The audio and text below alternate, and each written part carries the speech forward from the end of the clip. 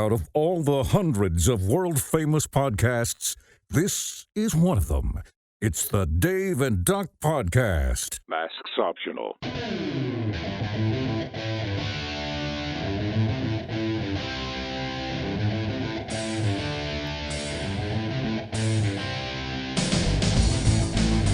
Hello, everyone. Happy day. We were having way too much fun before we hit the record button.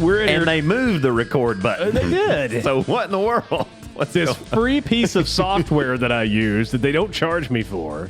How dare you move the record button? Heaven help them if we lose 3 shows of content. Is that right? Because of the record. I know. Welcome, folks. Welcome. Happy Memorial Day. Hey, happy weekend. Memorial Day weekend. And please out there, be safe and smart and don't do stupid crap. Just don't do it. Just yeah. It's what I used to tell Steven. I'm like, hey, buddy, go have a good time. Just don't crack your skull. Exactly. I can't fix that. that. You can have a lot of fun and still be responsible. That's right. That's it. That's Brought to you by Tough Actin' Tinactin. Right. No. Tough Actin' Tinactin. Hey, folks. Penicillin. It's the penicillin. It'll get rid of anything. It's the Dave and Doc Podcast. I'm Dave. Yes, and I'm Doc. And you can view us on YouTube, of course. And again, I'm going to say this every time. Please subscribe. For God's sakes, what's wrong with you? It's a button. Just click it. They don't move it. It's in the same spot every time. Just click it. Right. But I do appreciate all the views on YouTube, and thank you. which are Thank growing. You. Seriously, Thank you. seriously, Thank you. we are enjoying that. Thank you so much. And I don't even wear makeup for the show. That's right. That's right. But if you don't want to look at these wrinkles are real. These wrinkles, gray hair, and lack of hair is all real. And if you don't want to look at us, and I'm one of you, which is understandable, which is 100% understandable, and I am in that camp. You can listen to us on Apple Podcasts, Spotify, Google Podcasts, Amazon Music, Stitcher, iHeartRadio, Pandora, TuneIn, Podcast Addict, and Pocket Cast, and just about any other platform you can possibly imagine. We be there.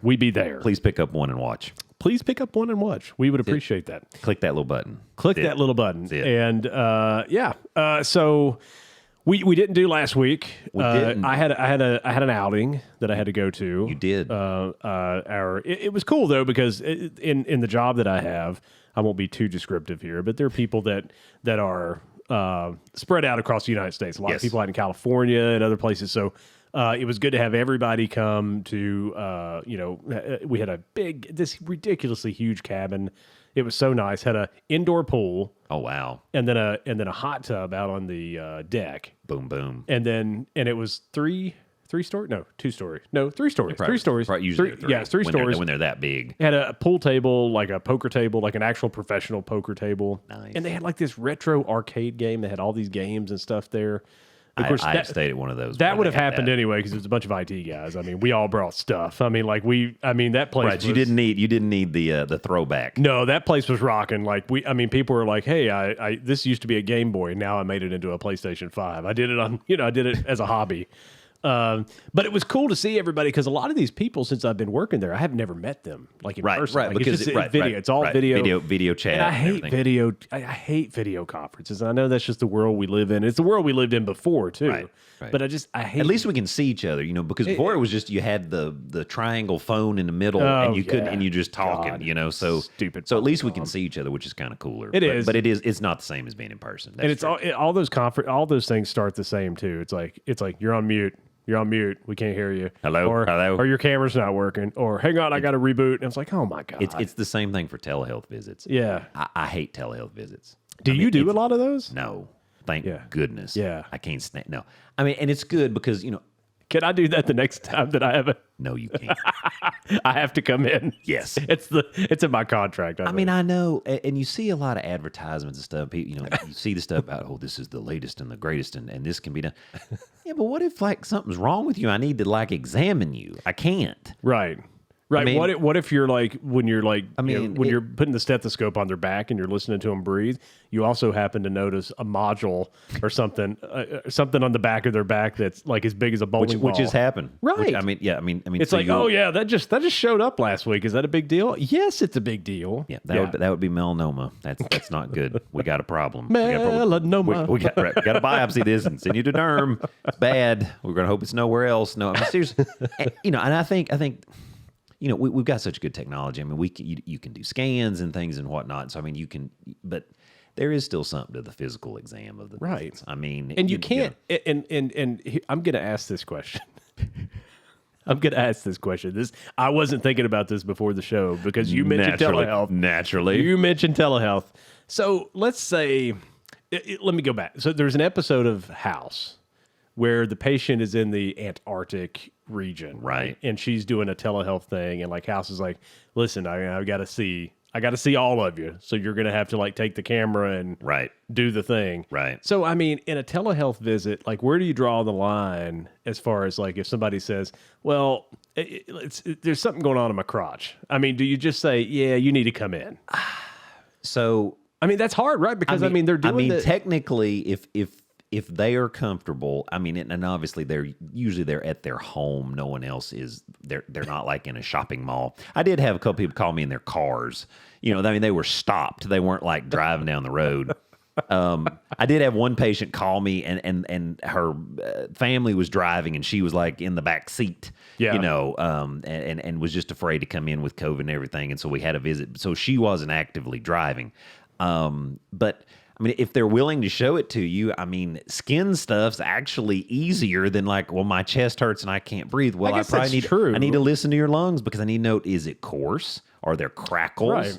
Because I mean, that sort of stuff matters. And so that's where it gets hard and people don't get that. They're like, well, I just have a sinus infection. Well, maybe. What if it's just, a virus? What if it's COVID? Right. Right. I mean, maybe we need to test you, and that's where what we did was we created the back parking lot where you could have a sick visit in your car because it was like, this is getting too hard to try to just do the telehealth. But a lot of people just tout it as being such great stuff. And I mean, I guess, it does have a purpose, but it's just, I still like paper, and I know, I'm not that old, but, and some of my colleagues would just laugh their behinds off at that. But right. Right. And we're very close in age. So it's just one of those things, but we're both 74. Right. Boom. But it's just one of those things. It definitely has a purpose. Right. But it takes away from me. Like when we did the show remote, like that was cool, and I'm glad we got to do that. But I missed it because you and I weren't in the same room. So like the vibe, we couldn't get the vibe going. It's just there's just something about being in the same room, people to people interaction. And as one of my great mentors, Dr. Shamia, always said, the eyeball test matters when you see these people, like in the flesh. Like I can't necessarily tell if your eyes are yellow from a phone screen or whatever, trying to look. Right. I mean, you might see it. I mean, and if that's what your complaint is, okay. But what if you don't really realize that's what's up? And I had a guy, he had a stone lodged in his biliary tract. And he was like, well, yeah, my belly hurt a couple days ago, but I'm okay now. His eyes were as yellow could be. He's like, I feel fine. I'm like, no, you don't. He got to go to the hospital, and they had to open him up, take his gallbladder out, get the stone out and everything. And he was in the ICU and everything. Still alive. Jeez. But that was like the only real thing. It was like, dude, do you realize your eyes are like super yellow? What the... so it does, it does matter. I don't use mirrors in my house. Right. No. I don't use. No. I mean, and he was like 80 something. So, he's probably just happy to be here. But now, that was, I guess that was 4 years ago, 5 years ago. Yeah. So, he's 91 now. Wow. Doing great. Eyes aren't yellow anymore. No. Hey, no, thank God. Oh, no. That's a bad sign when your eyes are yellow. A little bit. That means your bilirubin's high. Yeah. High bilirubin, which is a byproduct of red blood cell breakdown, through the liver. So if your bile ducts, which come out, everything kind of flows out, gallbladder, cystic duct, common bile duct, you've got your pancreatic duct. So when the juice gets blocked and it's not flowing out, then your bilirubin levels start going up because you can't get the bilirubin out through your colon. Was Billy Rubin a famous doctor? How did you know that? They were actually twins. One was conjugated and unconjugated. Oh, that's even better. That's C and UC Billy Rubin. oh. C and UC Billy Rubin. I'm going to move this light. This is really bad in the middle of the broadcast, but I mean, Do I look that epic? Well, you look. I mean, it Do I looks look like I have a Billy Rubin problem? I want everyone to see your Billy Rubin problem. Hello. So you folks talk amongst yourself for just a second. So what we're going to do, we're going to have this cool transition while Dave goes and actually gets the lighting right. We have moved to that step of just essential lighting within the show. Right. It's a little bit later in the day, so the sun is a little bit different. The angles are different. The shadows. We actually do this usually normal, different. like in the morning. I know. So you're getting a lot of backlight. That's what I'm saying. Yeah, look at you. Well, I'm also pasty, Dave, because I am an Irishman. So I don't have a lot of natural sun. That's just the way it is. If I start turning tanned, something's wrong. That's just the way it is. So if your eyes turn yellow, If my eyes turn yellow and my skin's brown, there's something wrong. I have hemochromatosis. Bronzed. He's bronzed. His iron level's 745. Transferrin saturation of 70%. What was the episode of Friends where Ross did the spray tan? He did. And he was Stop sign pose. And he was like turn. Yes. And every time it was like in his face or yes. Whatever it was. Yes. Yeah. Well bronzed. And then they turned the black light on and all you saw was his teeth. That's it. That's it. That's good stuff. We could do that. The stop sign. Yes. Oh. Good stuff. Welcome back. Hey, here's welcome back. Here's what happens when we're out for a week. That's exactly we get rolling. So big day today. Yeah. We're gonna do some dad jokes. Yeah. But we have some really cool stuff. We've got a sponsor. We do. So this portion of dad jokes, and I'm going to let you do because I know the magic that lies within Dave Mann. Right. So we're going to rock this. So I'm going to let you introduce it, and then we'll get into the jokes. Yeah, it's brought to you by Farm Bureau, but a specific agent at Farm Bureau, and that's Mr. Bo Blanken. And I thought of a whole lot of cool slogans. I don't know what Farm Bureau's slogan is. I'm not sure. Here's what I know. I know that 1 out of every 4 people in the state of Tennessee is covered by Farm Bureau. I did not know that. That is a 100% fact. If we had a fact checker, they would be shaking their head. That's right. Now. Which we're going to have to get one. We're going to have to get a fact checker. But yeah, Bo Blanken. Yes, thank you, Bo. I think like something like Farm Bureau because you're not a great driver, or Farm Bureau because you have teenagers. You need to stop smoking. Because you have a high Billy Rubin. Farm Bureau because who installed your gas lines? Was it D.R. Horton? Smell it. Yeah. So Farm Bureau Insurance, Bo Blanken. I've never met Bo. Is his real name Bo? It is Bo. Is it just Bo? Bo. That's pretty cool. Like it's not a nickname. It's just like it's his real name. I mean, I could be wrong. But I'm pretty sure it's like Bo. my real name's Enrique, but everybody calls me Dave. I didn't know that. That's I can be your hero, baby. Just like Bo is with Farm Bureau. If I ever change my name, that's what it's going to be, Enrique or Bo. That's it. It's one or the other. I'll say this: there's one thing that you can count on. Whatever your insurance needs are, Bo does know that insurance need faux show. On to the dad joke show. I don't feel like he's paid enough for this. We've talked about this way too much. Bo, whatever it is, you're going to have to like quadruple it. He got a pretty good soundbite, didn't he? He did. That's good. Strong. I like it. I am a professional broadcaster, okay? And your business is going to quadruple after this. Brother Bo, I am not. So I'm probably messing up. Yeah, I'm messing up. Hey, Bo, I appreciate it. Thanks you, for sponsoring this part of the show. And this part of the show, of course, is dad jokes. Dad jokes. So here we go. And these are kind of Memorial Day, just kind of respect the veterans, appreciate the service. Yes. And hopefully nobody will get too fired up. So here's the first one. All right. What do you call a building full of Taliban? What is it? Jail. Good Lord. What's the difference? I'm sorry, Bo. What's the difference between Mike Tyson and Osama bin Laden? What's that? Mike Tyson can take a shot to the head. Hey-o. Oh. What is a cow's favorite holiday? What is a cow's favorite holiday. Memorial Day. No. Bo, And then Bo, the last Bo again, one. I'm Just I for Bo. apologize. Just last one. The last one. What kind of tea did the American colonists want? What's that? Liberty. Liberty. Look at that. Look at you. We did 4. Look at you. How about that? But now you can't reuse that on the 4th of July. Truth. That's okay. yeah. It's okay. That's, Technically, the sponsorship runs out then, so you know, so we'll have to find something else. well, he's not even going to renew? No. We got 4 episodes. Okay. Four. Yeah. So you Your know, deal, Bo. Come we're on. We're going. All right. He might re-up. You never know. Yeah. I'm just really excited about the guy his real name is Bo. I think that's cool. Just a good old boy. It's a Bo and Luke. Never meaning no harm. I'm telling you, man, that show was the dumbest show. Quit now. Now that's sacrilege. No. That show is so stupid. Don't you even talk about that. Boss hog. Yes. Roscoe. Here's what I'll tell you. I'll tell you what ruined the show for me. Oh, I did- when they held out for more money and you had to have Coy and Chance instead of Bo and Luke, Right. And they kept the show. Two running. guys from the liquor store that show was up the and biggest. But so Farce. here's the thing. So like Tom when I was Wopat and John Snyder. listen, no, no. I like both of them. Listen, No. I had the toys as a kid. Daisy Duke. I had the toys as a kid. I did.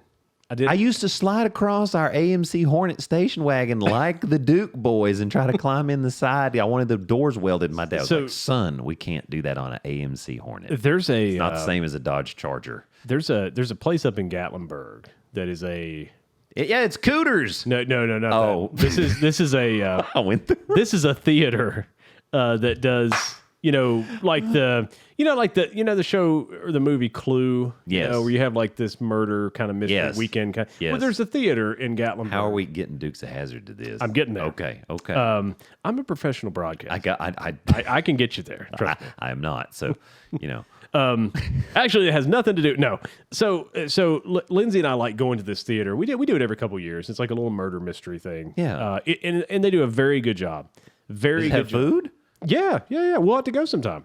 It's great. Listen, and What kind of food is it? Is it mystery meat? no, it's not mystery meat. It's typically like Is it like the mystery machine with the smoke coming out and the Scooby snacks and everybody's, no Scooby snacks. I got the munchies. It's not like that. Okay. Raggy. So we'll have to go sometime. Like, you guys, I think you guys would like it. I mean, we've been up there for. So here's an example. One of the things they I did- derailed how you're going to tie this in with Dixon. No. okay, We're good. okay. No, I professional broadcast. I got you. You're Professional. the man. I've had at least 1 hour of broadcasting training. That's right. At least an hour.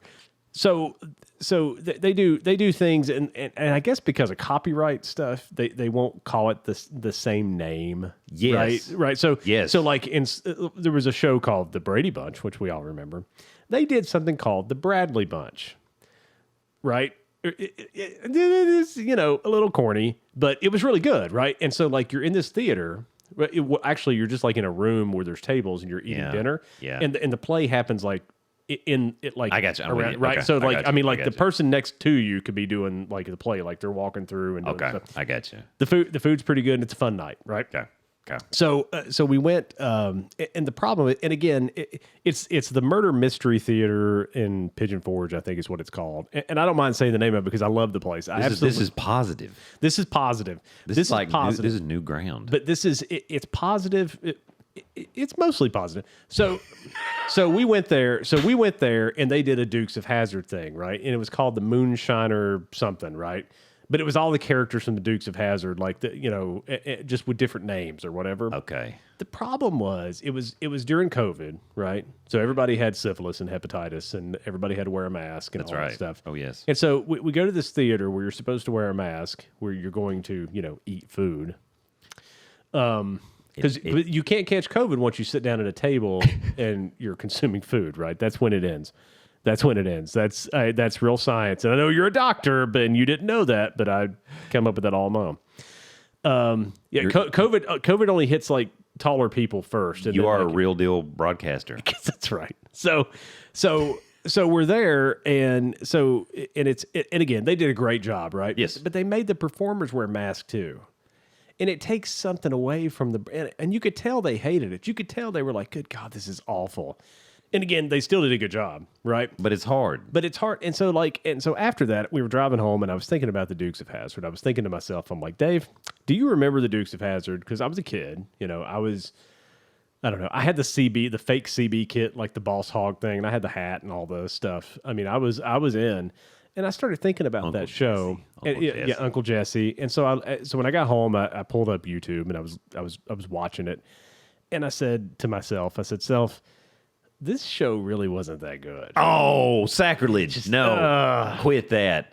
It just, think about other shows that were on at that time, right? Like Three's Company, great show. John Ritter, insanely hilarious. Like that show was funny, but the Dukes of Hazzard, it was. Here's the thing. It was kind of like Knight Rider, which I still love Knight Rider. I will tell you right now, if you say something bad about Michael Knight and I'll come over I will come over the monitors. This light is going to go flying this way.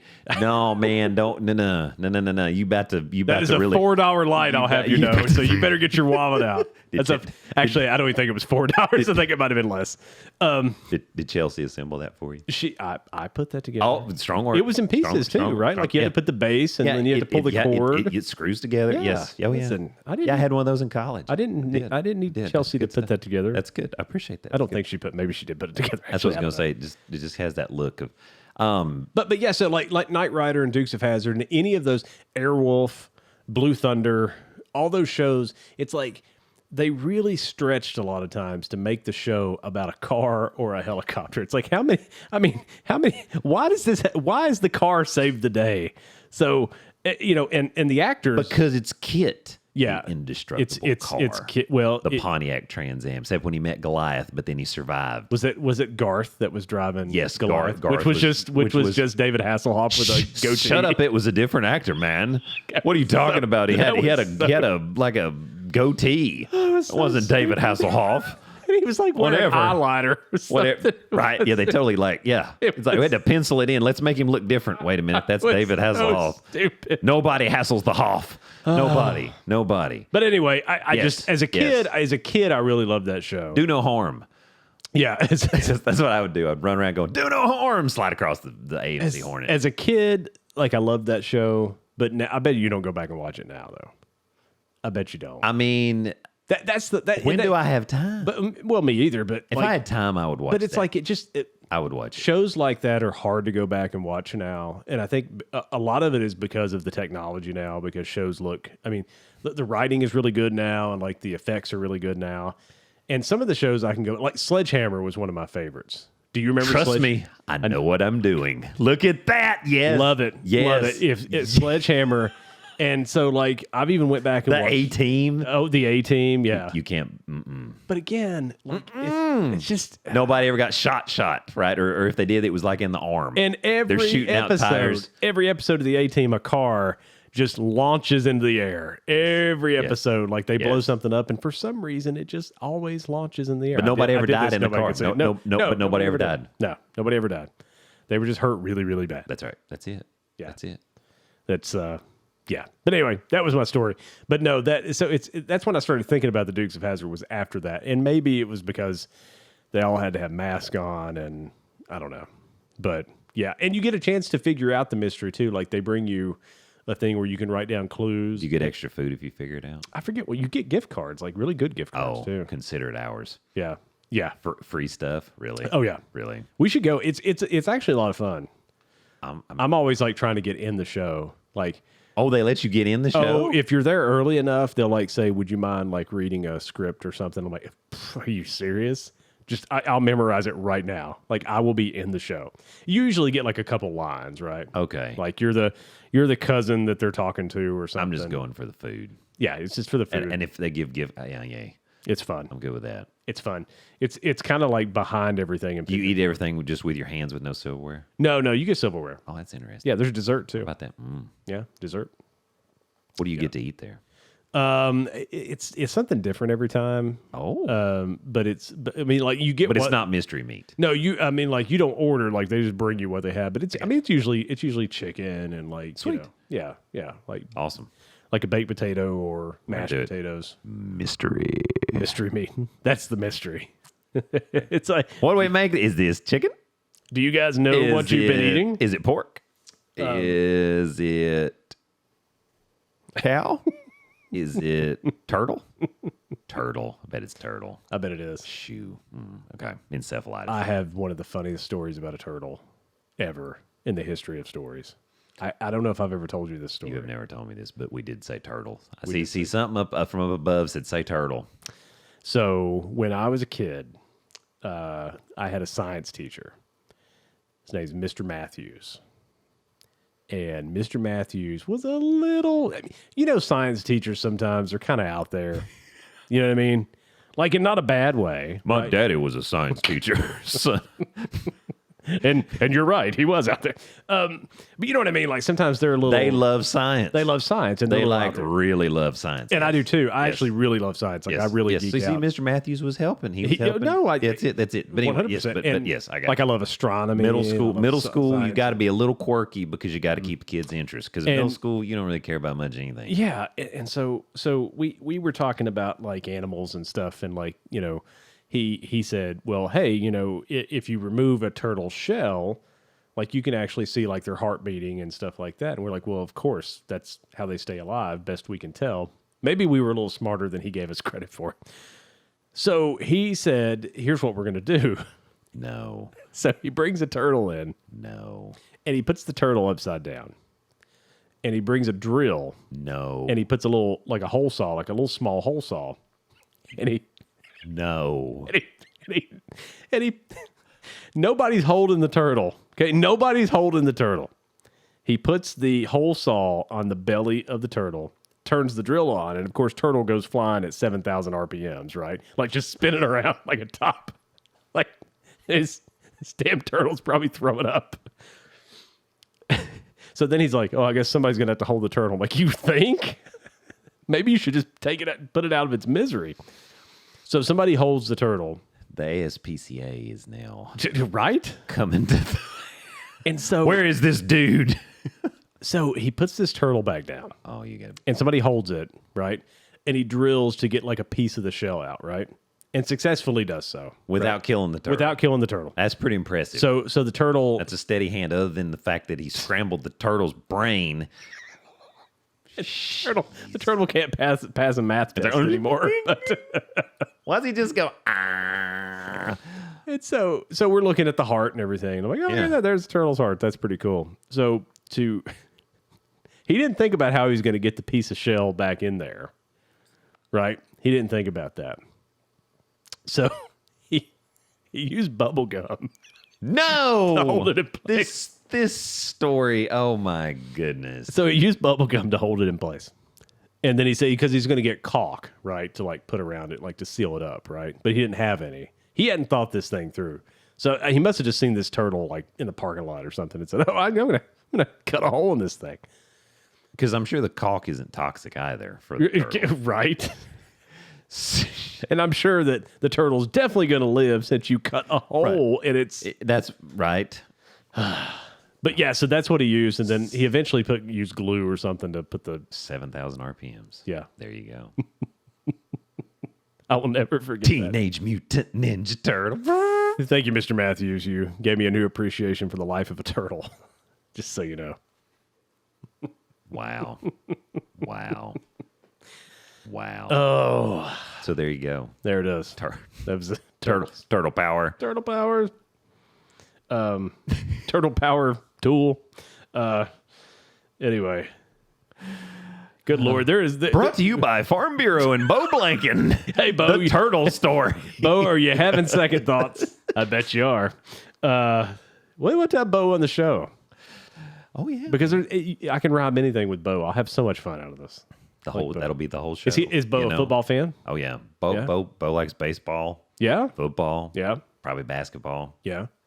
Not a Cowboys fan, is he? I don't think so. Okay, good for him. I could be wrong. Yeah, he didn't look like a Cowboys fan. I'm looking at his picture. Yeah. Oh, there you go. Yes. Yeah. So he didn't look like a good picture. He took a good picture. Maybe he's a 49ers fan. I can always hold out hope. I don't know about that. As long as he's not a Cowboys fan. We can ask him. Yeah. We can ask him. Or a misguided Raiders fan. I don't think he's a Raiders fan. No, he's probably a Titans fan for real. He's probably, He actually likes the team that's in the state that he lives in. Right? How about that? That's Peyton Manning retired, so we had to root for somebody. Oh my gosh. I can see it now. I can see Peyton Manning starting a little league team and everybody in the state of Tennessee. It's my new favorite team, the Peytonators.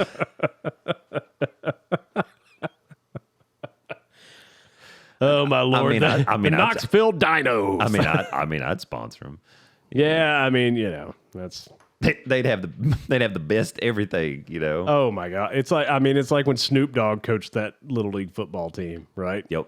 They were swagged out. Yes. Right. Yes. Gold cleats. Yes. Be the highest sponsor. That's what I'm saying. Oh, it'd be the best. They get a turf field put in cover their little league team. It would be the best. That'd be the best. Oh my goodness. Oh my goodness. I don't know how we got to turtles and whatever else, but we got there naturally. Encephalitis, turtles, turtle power.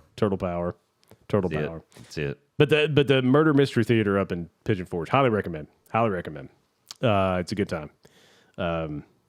So now remember it is Pigeon Forge. So when you go, make sure like the last time Lindsay and I went, we were like calling them and it's like, can you hold the door? Like we're running a little behind because the traffic was terrible. Right. Terrible. Oh yeah, that's the the thing that stinks is like you have to budget a significant amount of time to get there at the appropriate hour. Yeah.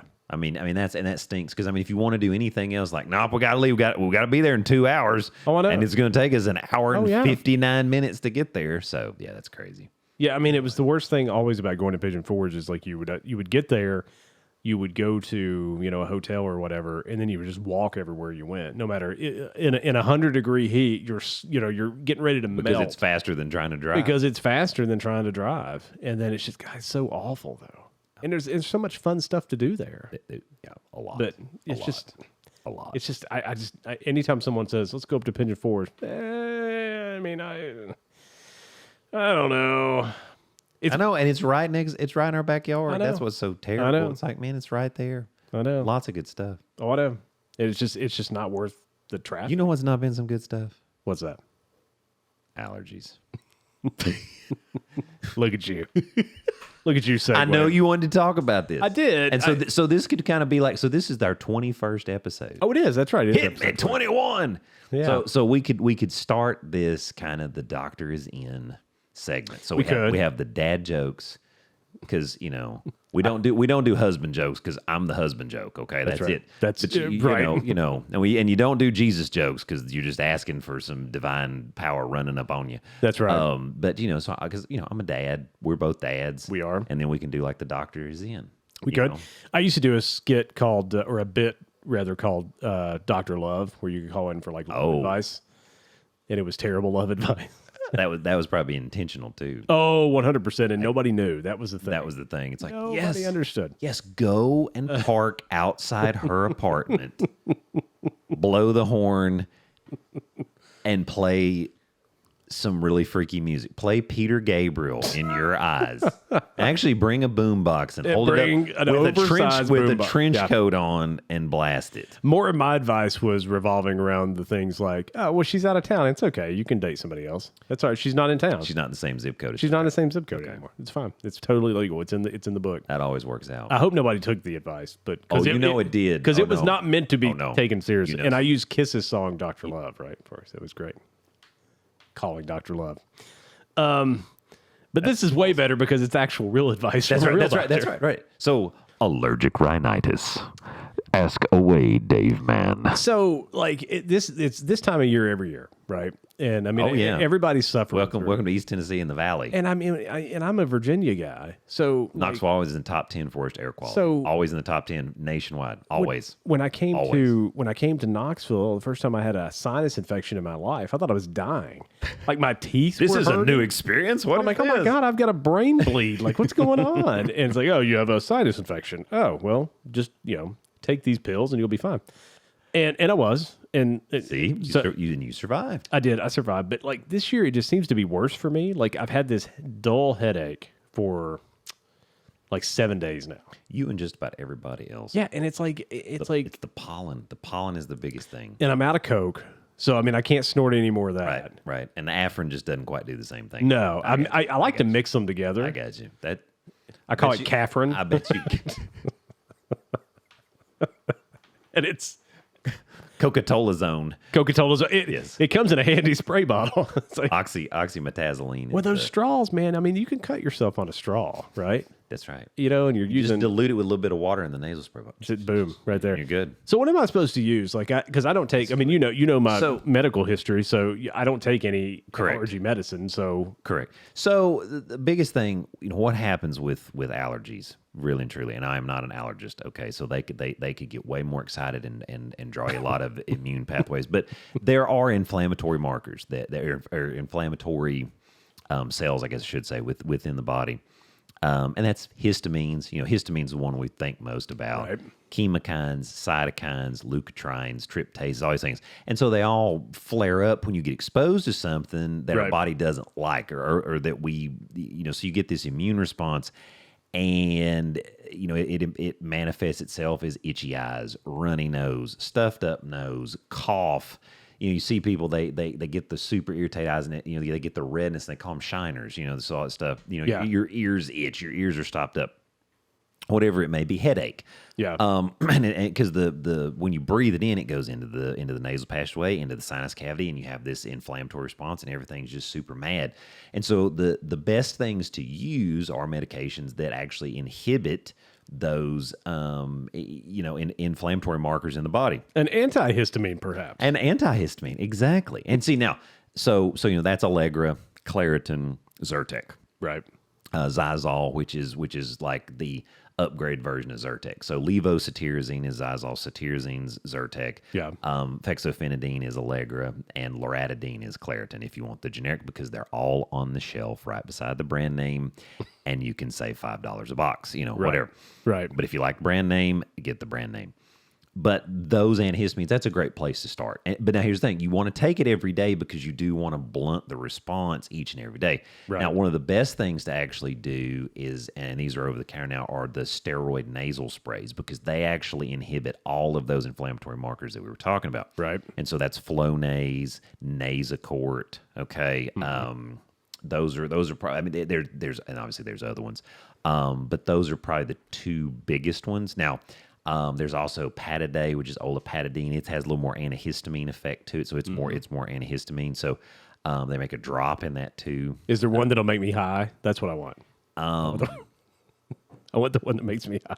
What I think you should do is you should take the bottle of the Flonase and pour it out into an espresso and get a triple shot of espresso and pour the Flonase in there, and I bet that'll get you. I still do it in my nostril. That'll right? get you. Yes, I got nervous make sure you there. Sniff it. I'm not sure which orifice that's going in. The straw, because I know you got practice. So hit it with the straw. I'm just making sure the orifice was in this side of the body. Okay. Yes. And if it's really bad, you do nasal spray like in the morning, and then do the antihistamine tablet at night. Yeah. And then some people, it's so bad, they try different things, can't get relief. Allergy testing is actually a good thing to do. Yeah. And the good news is we have some great allergy physicians here in the area, and there's a couple different groups here that you can go to, and go there, get tested, and sometimes you end up on allergy immunotherapy. And basically what they do is, in an injection, they pinpoint what you're allergic to, and they're able to create a serum that won't cause you really bad harm. Yeah. Because the way that they dose it, and it actually desensitizes you to what you're allergic to, and it gives a lot of people great relief. I mean, it's really just, it's like probably from like mid-May, the Ides of May. Oh man, it started for me in March. Yeah, see, mine really starts like in May. Yeah, the last month's been brutal. So it's like the middle of May going into probably the end of June. Yeah, because it's got to get super hot. Yeah. And then a lot of stuff gets killed, and then it seems like too we'll get a little more, like rain wise, we might get a little more rain too. I don't know. It's hard to say. It just depends. But the heat kills a lot of the stuff that was flowering and producing the pollen, and then you don't have as much. Now if of course, if you're allergic to dust, that's a problem. I'm allergic to dust. If you're allergic to mold, when it rains, you're still bothered because the mold count goes up when it rains. So should I be like doing just an inhaler every day? What I recommend, spray? What I recommend is the nasal spray. I would get Flonase or Nasacort, get those over the counter. Your physician can prescribe this for you. Sometimes it's cheaper through the insurance, though a lot of these things, since they are over the counter. I'll have to talk to my physician about That's right. Exactly. We can do it. We can do a telehealth just for you. We can do a telehealth. Does this count as a telehealth? Just for you. I shall bill you for a telehealth visit. Actually, this is an in-person visit, so we could just go. Doctors don't do in person anymore. Oh no. How much is this going to be? This is a lot of money. Oh yeah, good man. Lord. We're racking up the points. No. Send that money it's in, all Bo. an insurance game, right? Cash money, straight cash, homie. Straight cash, homie. So yeah, but I would recommend either, if you don't want to do a spray, because sometimes the sprays will irritate the nasal passageway, and you do have a little bit of a deviated septum, so you need to be aware. When you spray it, you don't just stick it up in there like you're picking. Well, you got to go this way. Just a slight angle. Yeah. Little angle. And just gently put up in there and then spray that way. And that makes better. If you want to do the tablet first and try the Allegra first, you could try just simply that or the Claritin, whichever one. I use Allegra. Could you just put me under with some anesthesia for a month and a half? Oh, man. We could put you under, and I could get a chisel. We could crack your nose open and fix that little septum there, and it'd help everything drain better. Yeah, see? You'd be happy. That's what needs to happen. Happy. That's right. Because I'm a happy boy. Just put me in a coma for We'd have to knock you out. Yeah. Mm-hmm.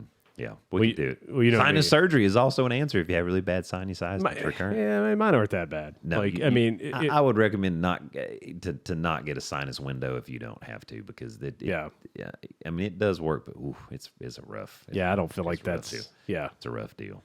Just taking blood for me is enough. Exactly. I don't even like that. No. I'm trying to figure out a way. But blunting the inflammatory response system is the way to go. Of course, there is that company out there that's doing the blood test on just a single drop of blood, right? That's a happening thing. Right? Yeah, that wasn't fraudulent at all. Not at all. Did you watch The Dropout? Have you watched it yet? It's about Elizabeth Holmes. I've seen some parts of it, but I didn't. Yeah, I think I've been through 3 or 4 episodes of it. I don't think I've finished it. And I think there's going to be a second season, but good Lord. Oh, that was bad. She was delusional. Yes, she was. Yes. Real pathology there. Something's wrong. Yes, real pathology of that. And she changed her voice. She made her voice deeper. And she would forget sometimes, and she would go into her normal voice, and then she would go back to a voice that's deeper than mine. Yes. I've been taking my testosterone regularly. It helps me so. She sounded like every movie villain that calls somebody on the phone that says, what are you doing? Yeah, Scream. Yeah, it's when a stranger calls. That whole. Yeah,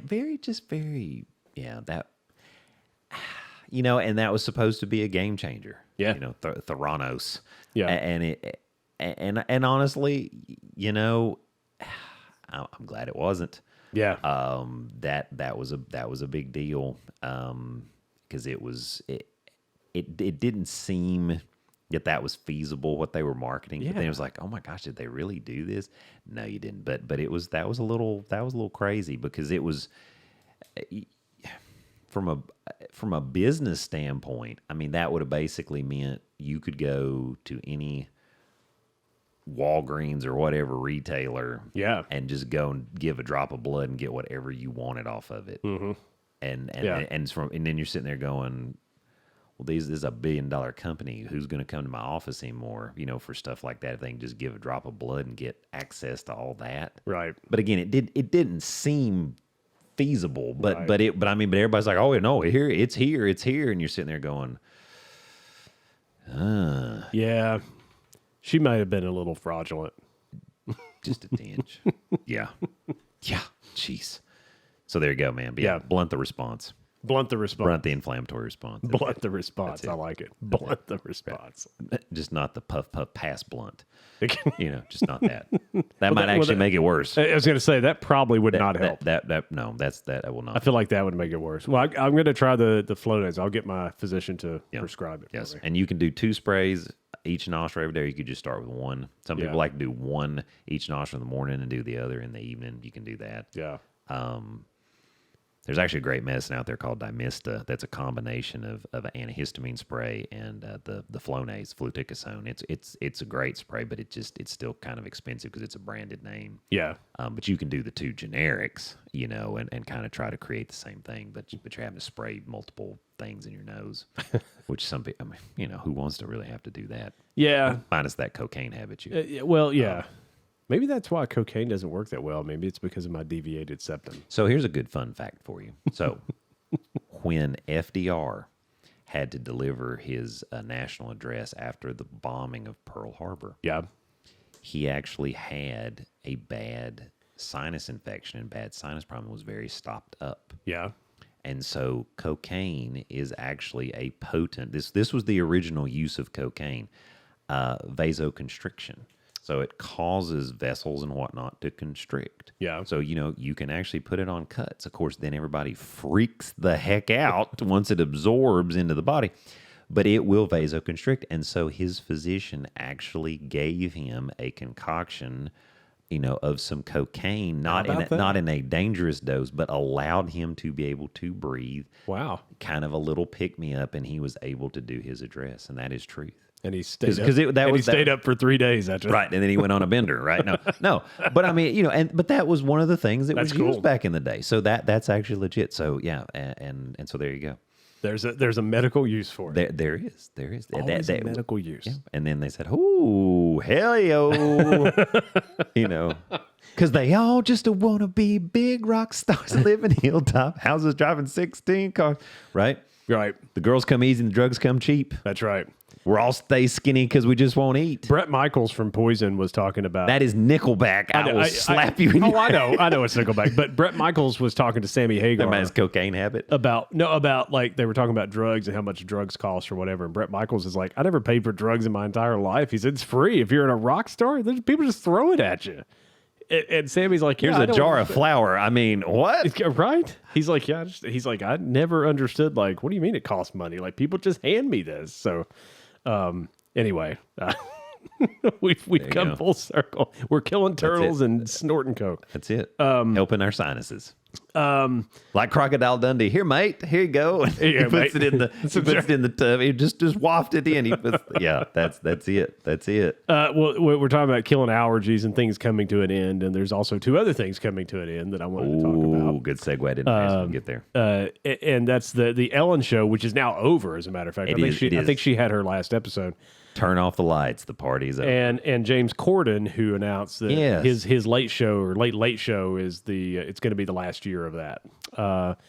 And it's interesting to me that first of all, I've watched James Corden quite a bit. He's funny. Always has seemed to be. All of his stuff seems to be funny. Like his bits are good. Carpool karaoke turned into a whole thing by itself.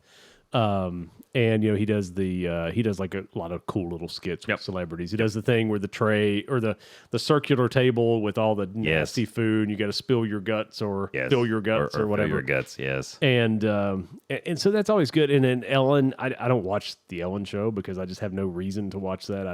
I don't. It's nothing against Ellen. But a lot of people did. But a lot of people did and loved that show. And she had a lot of celebrity friends. And she's married to Portia de Rossi, who's gorgeous. But outside of that, I mean, if Portia was on the show more, maybe I would have watched it. But it was interesting. Like, was it Melissa Etheridge she dated before Portia de Rossi? Who was she with? I'm not sure. She was with somebody. I can't remember who it was, and it was like it wasn't Melissa Etheridge. It was not a good. I don't think it was a good breakup. But then she got with Portia de Rossi after that. I can't remember who she was with. I don't know. It was somebody. I mean, I've always just remembered her with Portia. She was with somebody else. Yeah. I'm gonna have to look that up. But anyway, so the interesting part about it was that both of these people, Ellen announced her show was ending after 19 years, and she said that was the original plan to do it for 19 years, and quit the show and stop doing the show after 19 years because that's a natural number. Anne Heche. Oh yeah, I forgot about and sorry. I remember Anne Heche. Yeah. Sorry, Melissa Etheridge.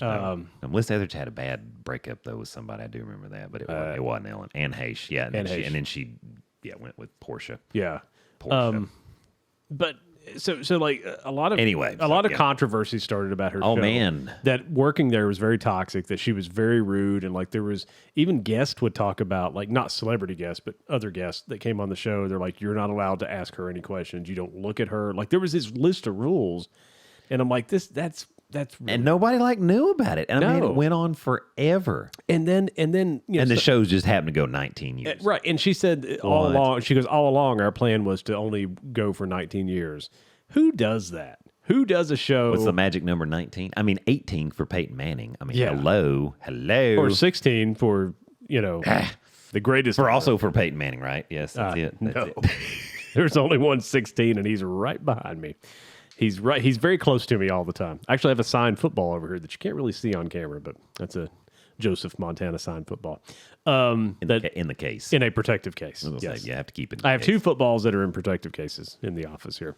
2 balls in a case. 2 balls in a case. That's it. 2 balls in a case. 2 men in a truck, 2 balls in a case. 2 men, 2 balls with 2 cases walking to a bar. Hope there's 4 balls in here, but anyway, whatever. Hey, yo. You don't know what I got. Actually, I guess you do. I guess actually you do. I don't know what you got. Maybe next time that I come see you, we'll examine each other. I think there's something medically unethical about that. I think there's something definitely wrong with it. Be a whole new level. Whole new level. How come you both are walking funny? Right, right. What is going on? So all this controversy, there was a terrible place to work. And it sank it. It did. Because obviously, I mean, I get it, but 19 seasons, why not just do 20? Why, or why not stop at 18? I don't. There's no way it was a coincidence. And it's one of those, when something happens like that, it's like when there's a settlement. So there's a lawsuit, and okay, they're guilty, not guilty, whatever, but they settle. It's like, okay, there's some truth to it, not necessarily meaning everything is exactly as somebody is stating, but obviously it's true enough that we had to make a change, or we had to do something to try to make amends ish for whatever happened. Yeah. And then James Corden had some controversial stuff. Same thing. There was some controversy. It all hit about the same time. Like, it was right after Ellen stuff started kind of dying down, I guess.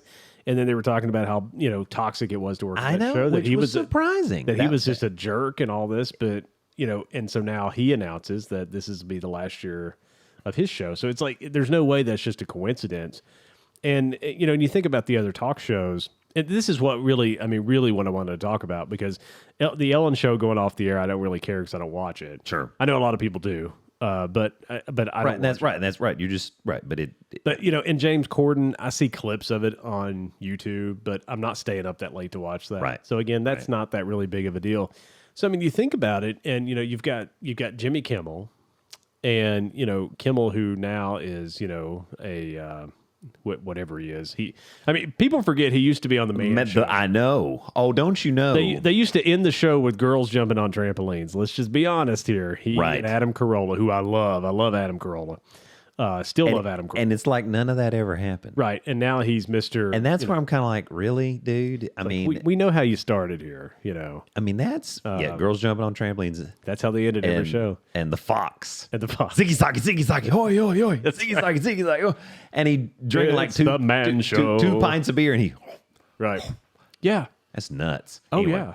That guy, and it's like he didn't even swallow it. Like, it just went in a different. Yeah, he must have had like an extra pipe. He had like a hole in the back of his neck or something. I don't know. Yeah. But I remember that guy, though. That was amazing. But yeah, so he started that. And Jimmy Fallon, who I've always been a fan of because he started with SNL and oh, yeah, I love Jimmy Fallon. And so Jimmy Fallon has kind of stayed away from some of the political stuff, and Jimmy Kimmel hasn't. But, we had that moron Leno on forever, idiot. And then, but we had David Letterman, who I think was a true innovator in the late night. So, I kind of like Conan, and I love Conan. Leno kind of did Conan dirty. Oh, he didn't just I'm kind of minimizing, but right. Yeah, Leno, what a jackass, Jay Leno. Stay in your garage and sleep in your cars. Well, I guess I will. I guess that's what I'll do. So Letterman was great, right? And then Johnny Carson was great. Yes. And when I was a kid, I used to watch Johnny Carson and Ed McMahon. Ed McMahon, hey-oh, which is where that came from. And then you had Letterman, and like it was great. And now, and I'm sorry, I forgot the other guy. What's the other guy that took over for Letterman? Stephen Colbert. Yeah, Colbert. Stephen Colbert. And the shows just aren't good anymore. And like James Corden was one of the folks that I really felt like was kind of an innovator, kind of like Letterman. Because, I mean, Letterman used to go to a top of a building and drop watermelons off. That's correct. And for 20 minutes. Just crazy stuff. Flipping hilarious. Right, just crazy stuff. Stupid human tricks, stupid pet tricks. Yes. He used to have Chris Elliott run through, pretend he was the one-armed man, and, it was The Fugitive all over again. And, I mean, it was just, you never knew what was going to happen, and Biff Henderson. And, and, I mean, Letterman was great, and Carson was just a master at what he was doing. And it's just kind of nothing now. Yeah. It's just kind of nothing. And I mean, it's hard for me because I love these shows, but like, what are people going to watch now? The Dave and Doc podcast. That's right. That's it. That's all that's left. That's all that's left. Of all the world famous podcasts out there, this is one of them. Do you ever think that do you think we're just both getting like old crotchety old men and we just hate everything? Oh yeah. You think that's what's happening? Well, yeah, but I mean, but late night TV hadn't been good for a minute. That's true. I mean, that's true. But maybe it is a generational thing because I mean, we grew up Johnny Carson, David Letterman, right? And I mean, I was never a real Leno fan. I didn't really like Leno. Me either. For all kinds of reasons. But so I mean, maybe it's just because that part has ended. I don't know. Maybe I don't know. But it does. It's just not the same. It's not the same. And like, I mean, I try to watch. I was up one night because I couldn't sleep because of the allergies, and so I was watching Jimmy Fallon. I was actually watching the show while it was on, and I love Jimmy Fallon. He's funny, and like, I mean, he does some really cool stuff. But I'm like, this just isn't Letterman. Like, it just isn't Carson. It's just not. And some of that too, maybe some of that now people would say was offensive, even though it really wasn't. No, that's true. But I think that's part of it too, is everybody's so sensitive. Yeah. I mean, it's like, well, we can't say that. You remember Johnny smoking cigarettes on the air? Oh, that's what I'm saying, right? Yeah. You're promoting lung cancer. I mean, it's right. Everybody's gotten so sensitive about everything. You just can't do much. I know. Because, I mean, cancel culture for those people is a bad deal. There's a new special. There's a new special on HBO about George Carlin. It's called George Carlin's American Dream. It's very good if you're a Carlin fan. Even if you're not, talks about his life and how he got started in comedy. But they talk about that where, would Carlin still be today? Because he died in 2008. But I mean, would he be able to even perform now? Because that guy, he didn't really care what he said. No. And it was very hard to argue with anything he said because the dude Carlin was extremely intelligent. I don't think people realize his dad, like his mom and dad were both professors, I think. And like, so he came from a very, educated That's the thing, family. But a lot of these entertainers, they're extremely bright. Mm-hmm. They really, really are. And sometimes they get a bad rap. Now, sometimes it's just like, you're an idiot. But I mean, no, seriously. I don't know. I mean, think of Kings of Comedy. Yeah. I mean, 25 years or however many years in the future. I don't remember when. I think it came out in 98. I can't. Anyway. But I mean, a lot of stuff they say. Yeah. Oh, I know. I mean, you can't say some of that stuff now. You can't. And it's just, I'm so careful. It's just a different world. I'm careful at work. Like I'm careful who I talk to and what I say, and like I'd like have to filter myself all the time. Oh yeah, man. And I'm not good at that. I'm not good at filtering. Right. No, I mean it can be a bad thing. It's like when you meet somebody new, right? And you're like, I kind of like this person, right? Or whatever. You have that period of time. This where like you just kind of throw little blurbs out there to see what you can say that'll offend them or not. Right. And then you and I are well past that at this point. Oh yeah. Oh no. If anyone could hear the conversation we had before we started recording. Oh, it was good stuff. Yeah. Bo, you would have paid a lot more money for that. That's right. But you're right. So I just wonder how these comedians and stuff, and so and kind of circling back to Ellen and James Corden. I wonder if something they did was just in the act of comedy or if it really was toxic or whatever. I mean, Bill Murray's in trouble right now. I know, I saw that. And it's like, and he was like, listen, I did something that I thought was funny. It's Bill Murray. It's Bill Murray. And he's like, this person didn't think it was funny, so I shouldn't have said it.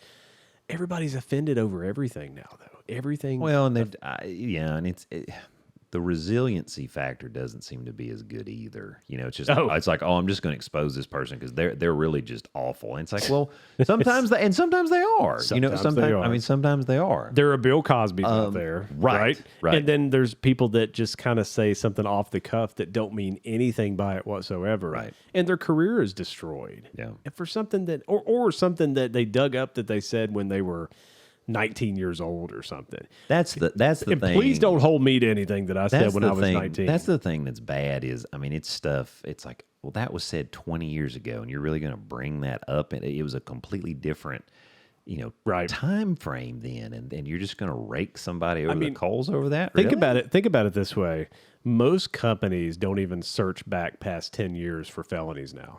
Right. So you're right.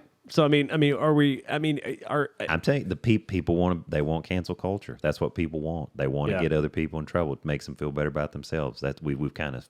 I know, and it's just ridiculous. There's just a huge shift. But no, I mean, I think there's truth to what happened because I mean, the fact that they're canceling their shows, there's got to be some truth. There's got to be so there's got to be something, right? But you'll never know the depth of it because they're saying no. But I mean, people are saying no. This was really uncomfortable situations.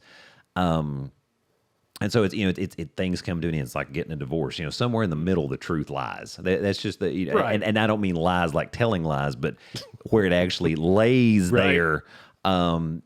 There's a middle ground where it does exist. Now, Bill Cosby, there ain't no middle ground. No, sorry, no. Kevin Spacey doesn't really sound like there's any middle ground there either. It doesn't. So what a great actor too. I mean. Right, but it's like right, but I mean it's Psycho. I mean, what are you doing? And again, two people like Bill Cosby was like America's dad, right? And look what he was doing, and everybody loved it. Look what he was doing, and then look what he was doing. And then Kevin Spacey, every movie he was in, I loved it. Even that stupid movie K-Pax. Good God, it was terrible. But I like Kevin ate the Spacey. Banana without taking the peel off of it. God, right. But still, I mean, great actor. And then he was doing that show. House of Cards. House of Cards, yeah. Which was an excellent show. Excellent. And an appropriate name. And it's the House of Cards. And it all came crashing down, right? Tumbling down. So, yeah, it's bad. It's. So you just wonder, and so it makes me think that maybe I am just a crotchety old man. And I'm just starting to hate things because another thing I wanted to talk about was the NBA. Yes. And I hate the NBA now. I just hate it. We were talking about this. We were at a birthday party the other day, and I was talking to a couple guys, and one of them says that I just don't watch the NBA. It's just 3-pointers. I can't follow. There's just 3-pointers. There's no defense. No. Even though they swear they're playing defense. Oh, they can up their defensive game. I'm like, well, when do they do that? Because I don't really see it. I see no evidence of that at all. I mean, well, everything's a foul. Everything's a foul. Right. That's the everything's thing. A foul. You hope you breathed on them, Yeah, everything's a foul and everything's a 3-pointer. It's different. I mean, Steph Curry is taking 4 steps past half court and shooting the ball. Shooting a shot. Now, granted, I know he makes a lot of them. Right. But everybody's we watched the Golden State game the other night. Yeah. And just up and down the court, it was 3, make or miss, 3, make or miss, 3, make or. I mean, and one time they got an offensive rebound and shot 3 3-pointers. How about driving to the lane and actually playing basketball? Those days are gone. That's not what they do. It drives me nuts. It's just so ridiculous. And now they're doing replay in the NBA, and all these people doing this stupid finger symbol to roll it back so we can go. My God, it's I just want to watch this game, and can we just not have a foul every 3 seconds? And yeah, you can't breathe anymore. It's a completely different. As much as baseball disappointed me when it went on strike. And it got saved by, we were talking about this a couple weeks ago, it got saved by Mark McGwire and Sammy Sosa. Did. The steroid brothers. And good for them, because some of those balls they hit are probably still in the stratosphere. Exactly, right. And, I mean, even though baseball, I will say this, it is still the most traditional game out there. And it has stayed true almost to complete form that it was before. Right. They've tried to speed it up a little bit. Right, and I get They're that. kind of right. Minor league now has the pitch clock and the balls. They've done some weird stuff with that. But but no, you're right. I mean, the traditional things trying to maintain that. But yeah, I mean, NBA, you breathe on somebody and it's a foul. Yeah. And again, that's why we always talk about the old dogs. Steph Curry, okay, you're going to take 4 steps past half court or 2 steps and try to shoot it. Guess what? Scottie Pippen's going to be in your face when you come down the court. Yeah. You're not going to be left open. You might get one of those off and make it, and that's the end. Ron Harper, somebody is going to check you into the bleachers, into the seats. Right. And it's not going to be a foul because that's not a foul. It's just the fact that you're, and Steph Curry's put on a lot of bulk. I mean, he's much bulkier than he used to be, which is, I mean, he needed that for durability. So, I mean, he is muscular now, but still. You ain't getting that off against the 90s Bulls. I'm sorry. And I was watching. And people were giving Antoine Walker like a fit on his podcast because he said, hey, Steph Curry's legacy cemented. He's in the top 30 players. He's like, but the top 10 is set. And basically he was like, it's Jordan, Kobe, Magic, LeBron, Wilt Chamberlain, I think he said Julius Erving, Larry Bird, and I forget who else he threw. And I apologize, I don't have it off the top of my head. But I mean, and I'm like, yeah, you ain't getting in there on those guys. Yeah, don't even. Oh, Shaq was in there. Shaq was in. Yeah, you ain't getting in there. No, you are not as good as them. I don't care what anybody says. You shot 1 million 3-pointers. That's great. You would not be doing that. I mean, imagine any of those guys going against like James Worthy. No. It ain't going to happen. No. It's not, or Bill Laimbeer. The Pistons. Yeah, Bill Laimbeer or John Spider Sally. Yeah, that's what I'm saying. No, that's what I'm saying. Or Dennis Rodman. No, they'd have just beat him up. Right. Actually, that's probably who they'd have put on Curry just to aggravate him would have been Dennis Rodman or Clay. Or Clay. I mean, no, you ain't getting it off. I'm sorry. No. You ain't getting it off. Or if you do, you going to get hip checked into the 5th row and you going to realize if that's what you're going to do, boy, that's the price you're going to have to pay. Karl Malone was one of the greatest players in the history of basketball. I can't stand the guy. No. But he's one of the greatest players in the history of basketball. And for 2 straight years, Dennis Rodman just destroyed him mentally and physically. Yes. Just destroyed him. Yes. Like he was not the player that he normally was. No. It just wasn't. And I mean, that's what I'm saying. Yeah. You might get a couple shots off, but you're going to be destroyed. You're going to pay the price. And they don't care to make you pay it. That's what I'm saying. No, I hate watching the NBA. It's just, it was so... I mean, I'll watch it because I'm like, I need to watch sports. And it is faster paced than watching baseball. It's faster paced. And Steph Curry is fun to watch because he does make these insane shots. Oh, it's amazing. And his workout routines. I mean, there's no doubt the amount of effort. He is crazy hard working. Yeah. And I'll put him in the top 20. I'll put him in there, no doubt. Sure. He gets a 4th title. For this generation, I mean, you're right up there with LeBron, but not overall for all time. Yeah. Sorry. Yeah. It's just not going to happen. But of course, LeBron needs some more help, is what he said. He needs more help on the Lakers. That's what he said. He said, we're top heavy. We need more help. That's what he said. And Charles Barkley had some comments about it, which Charles always does. But exactly. That's why I like Charles. I just can't. I mean, Barkley. I know. 6'6", the round mound of rebound. Right. I mean, he would have. I'm just saying. I just can't. It's just. I was watching it. It's a different game. It's not. And Steven and I have kind of watched Golden State over the last 4 or 5 years because they're fun to watch, right? But absolutely. Like every time I watch them, I'm like, nobody's doing anything but shooting threes. Right. The Splash Brothers. Right. It's like they're just shooting. And Draymond's running his flapper. Oh God, Draymond, this guy, buddy, you are lucky you're playing when you're playing. Because you'd be on the ground. That's correct. That's just, that's correct. I don't know. I think it's, again, if this goes back to, are we just crotchety old men? Because I just feel like as a society, we're not as tough as we used to be. Yeah. I think we've just gotten really soft. But we're not the only people that feel this way. Now the younger generation, I mean, they love, Steph Curry. Yeah. Because, I mean, I can tell you as a football coach. I can tell you as a football Jeffrey, Jordan. Yes. Shut up. There's nothing else you have to say. No. That's it. No. Nothing else. That's it. I'm not saying shut up to you. I'm just saying that's it. No, I know. The conversation's over. It's over. I don't care. Yeah. I don't care. And he missed 2 seasons and was actually doing good at minor league baseball and probably would have made it if he just stayed with it. Probably would. But instead he came back. They said, I mean, because that guy, you didn't work harder than him either. No. I mean, that's the difference. Steph Curry is not Michael Jordan, no, or Kobe, no, yeah, assassins. Like they want to take out your whole family. That's a different mindset. That's right. You're not gonna beat them. If you might beat them at poker where there's some chance involved. Yeah, You're not going to beat them at basketball. I'm sorry. You're not going to beat them. I was talking to the head Not coach, going to beat them. the head coach of the team, the football team I coach, and we were talking about it like a couple years ago. And I'm like, these kids it's different now. They're just not as tough as they used to be. And I mean, it's even happened not just in the last 10 or 20 years. I mean, the team that I coached, Steven's age now, that are juniors and seniors in high school playing for Halls High School, those kids were tough. Yeah. And their parents were tough. Yeah. Like, we loved it because, like, there was no practice that any parent come and said, you're being a little rough on the boys. Nobody ever said. If anything, they were like, get after them more. Right. And it's like, I love these parents, and I miss those parents. Yeah. And those the parents, days, those days are gone. And the parents we have now, they don't complain either. But I mean, they're great parents. But like, you can just tell the kids, they're just not as tough as they used to. The resiliency factor. It's just not. Right. I mean, it's just not. Yeah. I mean, we were watching a high school basketball game this year, and I was watching my nephew play, and this kid on the other team shoot the lights out. I mean, great shooter. Mm-hmm. Not running back on defense, whining about everything. Had his Nick Carter haircut working. Oh, so it's LeBron style. It's LeBron style basketball. I don't know. I mean, LeBron does not play defense.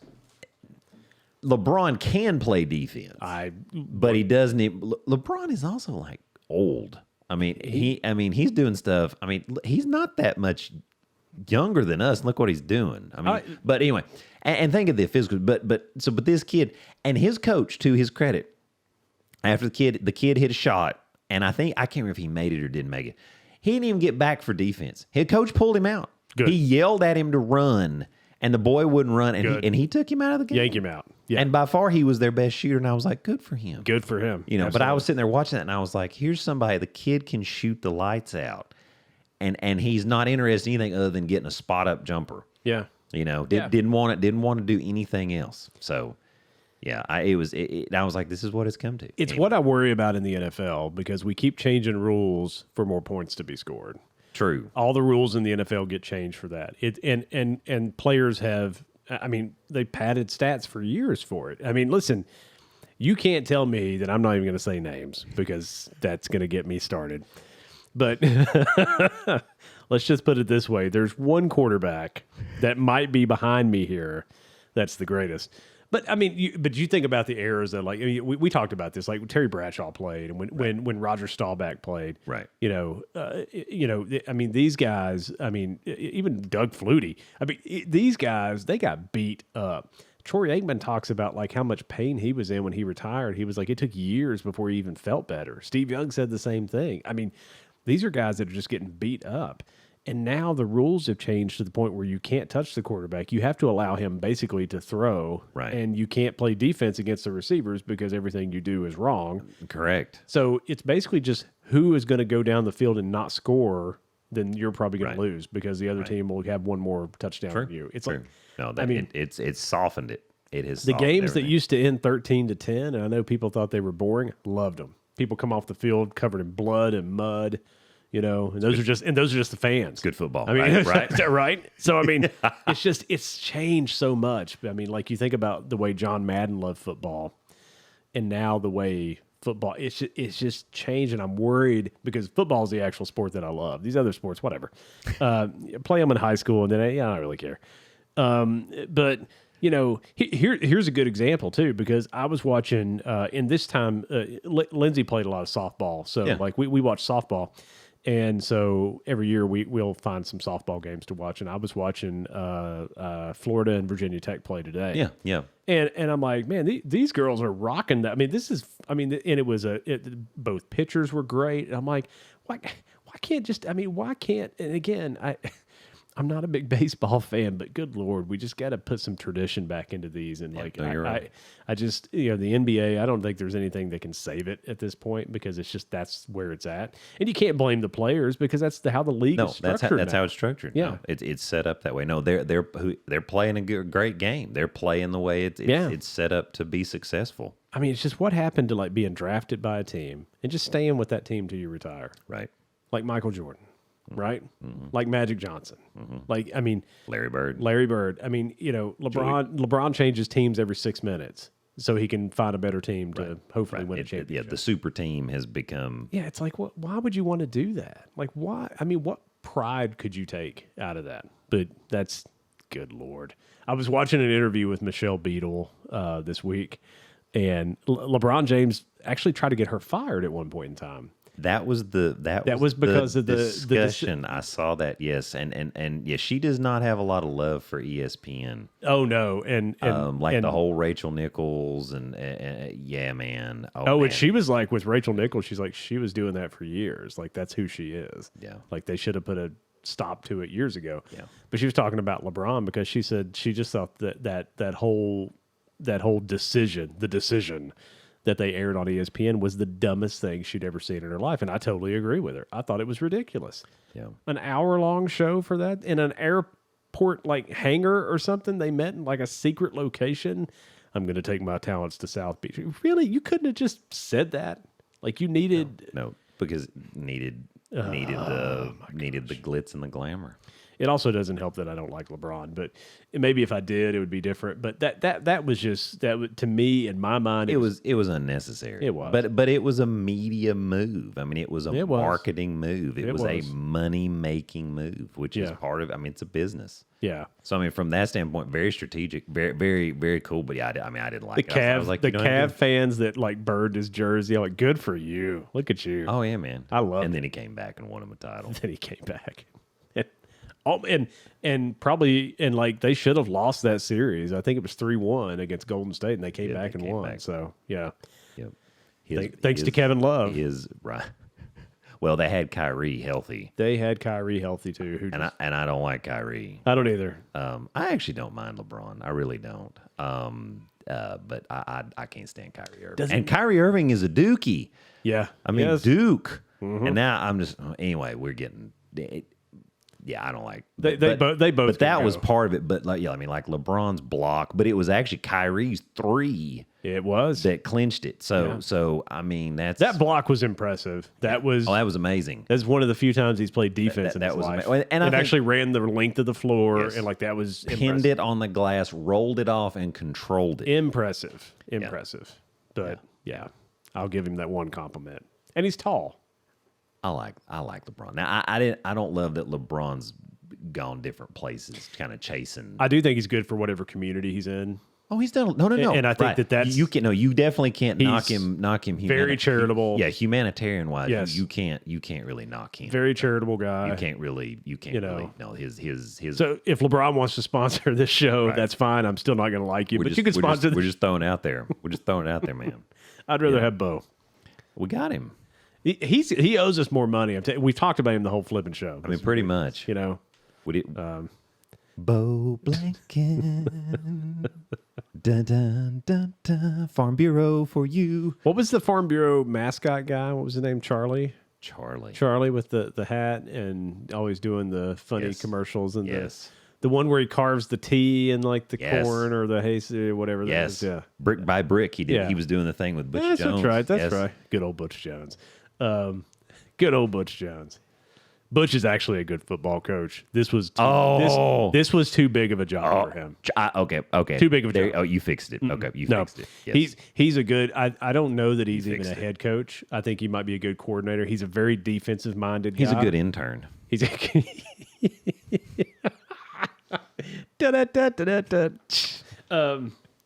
but that we paid $9 million or whatever to go be an intern. This job is just too big. It's just too big for him. Correct. It just was. I agree. And I think a lot of coaches do that. They take a job and why? And I mean, listen, and he'd also followed Chip Kelly not Chip Kelly. My apologies, Brian Kelly. Yes. See, I didn't need the fact checker there. He, Central Michigan, he followed Brian Kelly. Yeah. Cincinnati, he followed Brian Kelly. So that's the other thing that and somebody said that when he got here, they're like, well, now, but he did follow Brian Kelly. Yeah. At each of his first 2 spots. So how legit is legit? Now, the other thing, too, is he was like our number 4 choice. Yeah, right. So I couldn't do it. I was busy.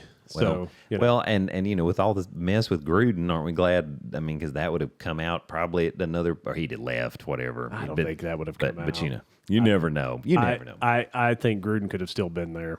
Yeah. To be perfectly honest. Of course, he says the recruiting rules are what drive him crazy because there's too many rules. No, there are. It's just like if Kiffin had stayed back in the day, we would have been on probation. Yeah. Oh, 100%. We would have been on 100%. There's just, again, anyway. Speaking of college football, though, yes. And I love this because I'm a big Jimbo Fisher fan. Love me some Jimbo, man. I love me some Jimbo. But this might be a fight he shouldn't have picked. But of course, I don't think he picked it though. So Nick Saban, if you don't know the story, Nick Saban, what he said, the words that came out of his mouth, I don't think this is what Nick meant. I really don't, because it's just not like something. Just Nick Saban wouldn't say something. You're doing a good job. This is you're doing. I got a couple thoughts, but I want you to go. What Nick Saban said was he was talking about name, image, and likeness, NIL, and we were talking about this just like maybe in the last show. And Nick Saban said, he said, look at Texas A&M. They bought every player they have. Okay, that is not. Even if you're talking about the NIL and the agreements and stuff, it doesn't mean they bought the players. Like there's sweetening the pot. And we talked about how stupid it. I mean, it went from like hey, that's not a bad idea to horrible in 30 seconds. It went to so yes. So Saban said that, and Jimbo, being typical Jimbo, it's one of the reasons called an impromptu news conference, press conference, to call his rear end out on it, to call him out on it, and basically just said, listen, he's like, there's a reason Saban's been on top for so long. Won't you look into that? And I mean, and like, which Jimbo, do you really want to do that, Jimbo? That's the thing. I mean, how about we go back and look at famous Jameis and all that mess, and when you were at Florida State? I mean, surely. I do love that he threw Bobby Bowden in there too. He's like, he said you want to emulate programs like Bobby Bowden did. Right. And I'm like, yeah, buddy, you didn't really do that. No. Bobby would have never stood for this. That's none correct. of this mess. That's correct.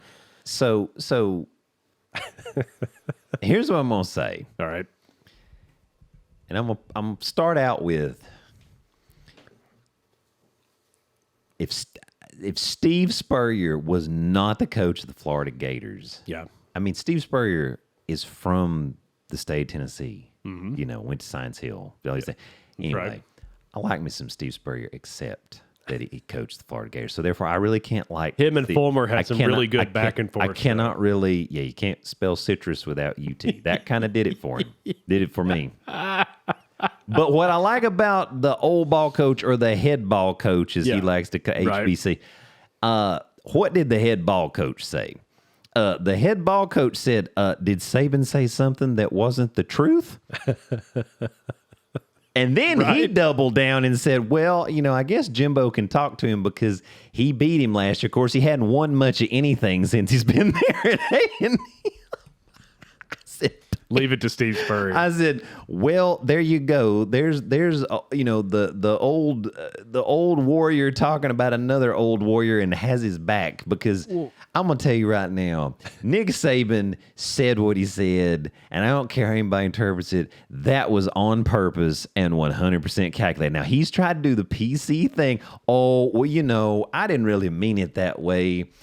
You know what he's saying? He's saying, hey, Bama, how many championships I got to get you?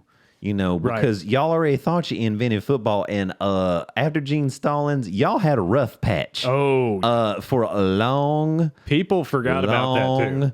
Long time. Yeah. Y'all sucked. Alabama was an afterthought. Tennessee, we owned you. Yeah. Owned Everybody you. owned them. I'm looking in the camera. Yeah. That's right. And then you hire a certain coach. You go 6-6 your first season, and then you win the whole thing in year 2 or whatever. Yeah. I mean, lucky, number one. Aren't you glad he went to Miami? Otherwise, we'd be saying this about LSU probably. Anyway. But he's sitting there going, so how many titles do I have to win, y'all sorry behinds, before y'all match whatever the heck is going on elsewhere? Yeah. We do, or he's saying, the other thing he's doing, he's saying, okay, hey, by the way, NCAA, y'all got this wrong. And by the way, the best coach of this generation, easily, it's not even close. Yeah. It's not close. It's not close. It's not close. Just told you screwed up. Yeah, and that's how I took it. I took it as not much of a and slam. Jimbo just made his university look way guiltier. Oh, we only have 3 people on an NIL deal. Well, how'd you get all these other good players? Oh, yeah. I mean, and what Saban even said. Saban's like, I mean, it's in the newspaper because he called out Dion too, and he goes, it was in the newspaper. Like it, he's like, I'm not making these numbers up. No, and I think what you said is absolutely right. I think he was basically calling on the Alabama boosters and the alum to say, hey, yo, we're still winning, and this is going on. Let me tell you what's going to happen. These kids aren't going to be loyal, and they're going to jump in that transfer between portal. I would say between the portal Yeah. and the NIL. It's. I mean, you can go anywhere. And not to mention the fact that Jimbo's the quarterback whisperer, right? Right. I mean, if you're a quarterback, you want to play for a coach like Jimbo Fisher, Right. And so you take that and the fact that they can essentially pay these players. I mean, Nick Saban wasn't wrong. I'm a big Jimbo fan. So when Jimbo, I get it. When Jimbo was going to call a press conference, I am not. I'm like, oh, this is going to be awesome because Jimbo's going to talk 1,000 miles a minute. And He was amped up. No. He was amped up. Oh, some people think they're God. That's right. He said one line. I just hope. What week do they play? I mean, they got to make it a night game. I just hope Alabama annihilates the holy. This is what I mean. To quote the 13 hours line when they're about to go to the U.S. embassy compound, try to rescue the ambassador. We're going to go unleash hate on these people. You know, that's what I hope happens is that Alabama just unleashes some hate because I don't like A&M anyway. What was it the general said? And oh my goodness, when Japan bombed Pearl Harbor, he said, I think we've just awoken a sleeping giant. I fear we've awoken a sleeping giant. Jimbo may have just done that. Unless he's bought a really good team. And I mean, I don't know. Maybe again, HBC goes, did he say something that wasn't true? I don't think so. I mean, I guess Jimbo can talk to him because he beat him, but he hadn't won much of anything. You know, what's funny is like, when you're like 19, we were talking about don't take anything I said when I was 19 seriously. And please don't, folks, because I was doing radio then. So please, for God's sakes, don't take anything I said. In a different era, too. In a different era. But you think about like what Jimbo did is something that a first time coach would do. Call a press conference to say, no, you're not. A seasoned coach, when you hear something like that, be like, It's like, and when you're asked about it, did you hear what Nick Saban said? Yeah, I heard the press conference. What do you think about that? Hey, it is what it is. I mean, what else do you say? We'll do our talking on the field. We talk with our pads. And our checkbooks. We talk with our Visa cards. Visa accepted with every NIL contract. It's everywhere you want to be. More NIL college football players are covered by Farm Bureau insurance than any other. Bo Blanken. But yeah, so I just that was interesting because that's something Bobby Bowden would have never done that. And people used to make fun of Florida State all the time. Steve Spurrier called him Free Shoes University, which is one of the funniest things I've ever heard. And Bobby probably laughed about it. Him and Bobby went back and forth. Of course too. they did, and they because were it was all good. Right. And Spurrier and Phil Fulmer, that was some of the funniest stuff. And I'm not a fan of either team, but that was funny stuff. It was good for the game. I mean, it was good. It was good. Because they were buddies. And I mean, these are guys that went fishing together and stuff like this. And Spurrier loved Bowden and Bowden loved Spurrier. But I mean that's a seasoned coach you would think would just be like, okay, whatever. Right. If Jimbo had said this about Saban, Saban would have been like, yeah, I heard it. It would have just been squashed. Yeah. But again, think of all the attention this got. Oh yeah. One way or the other, either they're looking at this much more closely, or Alabama boosters are on fire right now, or Alabama is fired up for the whole season and just wants to run through everybody. Do you think Cam Newton will come back now and play for? You think Alabama has enough money to pay him now? I don't think Cam Newton's got any more eligibility. I don't think so. Yeah, he did go pro, so he did. He did. Cam Newton. I remember that. Dude, when he was at Florida, he stole stuff out of one of it. Got kicked off the team. Can I tell you, as a Florida State, they gave the money to his dad. Well, mother freaker, what? What? I mean, I'm sure that it was all his dad. It was all his dad. Really? As a Florida State, but guess what? everybody else was doing that. Oh, right. I mean, it's As a Florida State fan, ridiculous. As a Florida State fan, watching that whole thing with Cam Newton and Auburn, Alabama, and all this stuff. And Now that dude, Harvey Newton, Updike spiking the trees. That's weird. wrong. But that's wrong. The whole Scam Newton thing and everything. You got to. I'm telling you, as a Florida they State put fan, a Scam Newton jersey on Bear Bryant. That's why Harvey Updike spiked the trees. all that which is leading insane. up to Harvey Updike at Toomer's Corner spiking the trees. The rest of that, Roll Tide War Eagle. I got a lot of entertainment out of that. Heck I'm like, yeah, screw man. both of you teams. I don't care. I don't care. Alabama, Auburn. I don't know. Pick a side. You're in the same flipping state. You have to though. You got to pick one or the That's other. true. That's it. And Harvey Updike, even when he admitted that he did and he got caught doing whatever. Alabama, and he was like, and he goes, I'm gonna get in trouble for saying this because he was on what's his name? Roll Damn Tide. Oh, Paul Feinbaum. He's on the Paul Feinbaum. That made Paul Feinbaum's career. The Roll Tide War Eagle, ESPN 30 for 30, and then everybody wanted Feinbaum. Yeah, UT grad. Oh, Feinbaum. I like Paul Feinbaum. I'm totally biased. I know I'm totally biased. The thing I don't like about Feinbaum is he's just not, in my mind, he's found a niche in the SEC. True. And he does not acknowledge that any other colleges exist. That's true. And it's ridiculous. I mean, it's like what I agree. You know, I agree. And if you go back to the history, but that's also what got him. I mean, it's kind of like Dick Vitale and the ACC. it is. I agree. You know, and I love me some Dick Vitale too. But a lot of people hate. Doing better too, by the way. He's full recovery. Praise the Lord. Which right. All basketball games. Love Dick Vitale. Somebody's health. That's for real. Let's not. You can't. Right. Unless it's Tom Brady. Right. Oh, that's dirty. Does that mean? He worked that in. Yes, I did. That's a little mean. That's a little mean. It might be a little mean. But that's so. I mean, that's always the thing that's bothered me about Feinbaum is because I mean the SEC is big now, and it has been big for like the last 13 or 14 years, bigger than it was before, I guess I should say, just because Alabama basically has won all the national championships, right? They're winning like 60% of the national championships. Yes, they. But if you look at the history of college football, that's not necessarily the case, So right. So while the SEC is has always been a tough conference, and I agree with that. A lot of hard nosed football. It is not necessarily the most famous conference, or even the schools there are none of the most famous schools as far as winning national championships. I don't have the numbers in front of me, but it just anyway. Feinbaum's found his niche, and whatever. But I get it. It is entertaining sometimes to listen to him, and the people that call in, there's a bunch of whack jobs that call in, but that's the most fun. But that's how it's always been. I know. And he's got regular callers. That's the other good part. He does. He just rips at them. They rip at him. And Updike didn't do any prison time though, did he? I think he went to prison. Did he go to prison? He's Pretty out sure. though, right? Pretty sure. I mean, I think he's. I don't remember. I don't remember all the details, but I'm pretty sure he went to prison. Oh wow. I mean, that's a felony. Yeah. Oh yeah. I mean, that's like big bad Yeah. deal. That was wrong. It was just. That's just ridiculous. Yeah. That's yeah. that's. That's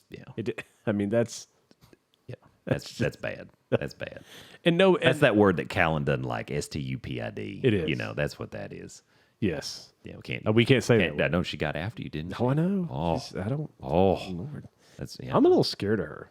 I know I'm like 9 times. Let me her tell you what size. she did. Let me tell you what she did. So she jumped up last night. They had the gold Lord on this blacktop at this birthday party we were at last night because we shut that birthday party down at 10 and we were back at another birthday party at 11 because that's how my kids roll. Look at you, man. She did a pull up. Yeah. On the goal. Oh, did two. she really? Actually, she did 2. Yeah, she did 2. Good she's Lord. strong, man. She's tough, and I think she's pretty tough. But she's tender hearted though too. Like she loves. Yeah. Like making cards for people. We're getting off topic, I know, but and like birthday stuff. She loves telling people happy birthday.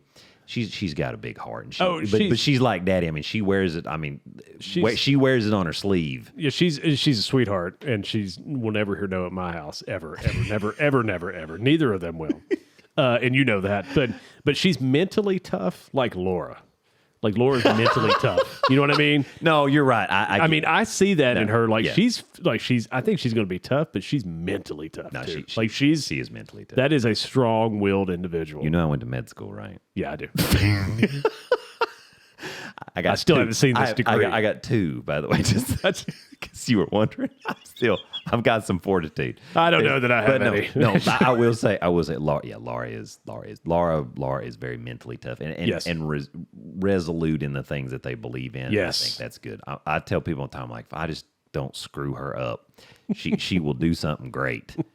She will, and Kate will as well. Kate's just super laid back. Kate's the little sweetie. She just bats those little blue eyes, and it's over. Well, you remember what George Carlin said about raising kids, right? George Carlin said, if you want to know how to help your kids and help them grow up, leave them alone. Right. Let them flourish. That's it. You're right. That's it. Oh my goodness, man! We've run the gambit today. This is what happens when we miss a week. But it's okay. It's good though. We'll be back next week. We should be able to be back next week. I think so. We've got. We'll have some more NBA to talk about next week. Yes, we will. I'm sure there'll be some more three-pointer shot. Birthday party stuff. Birthday party stuff. Birthday party stuff. Is there anything else going on? I don't know. You never know. Maybe some stories. Have a safe Memorial Day. Yes. Definitely have a safe Memorial Day. Don't drink and drive. Don't drink and drive. Control the pet population if your pet's spayed or neutered. Thank you, Mr. Barker. That's right. Got you covered. Is Bob Barker still alive? He's still alive. He's still alive. We haven't lost Bob Barker. We did lose the whitest teeth and the bronzed skin. We did lose Ray Liotta. Without a Billy Rubin problem. We did lose Ray Rest Liotta. in peace, Ray. Yeah. Goodfellas. Yeah. Copland. Copland. No. No. And some cool commercials, Field of Dreams. Field of Dreams. Field of Dreams, I know. If you build it, they will come. They will. They will. Unless they Farm don't. Bureau. Building it, and they will come. Right. Bo Blanken. Thank you, Bo. You owe us a lot more money. Yep. I don't know what this deal was for, but... Well, I'm not a good negotiator. You'll have to handle that. That's right. Yeah. From now on, Bo, you got to talk to me. So. Thank you all. Or Callan, one of the That's it, right. She's coming for you. That's right. She'll tell you how it is. Have a good weekend, folks. Happy Memorial Day. Have a safe one. Thank you. Bye-bye. See you next week. Bye.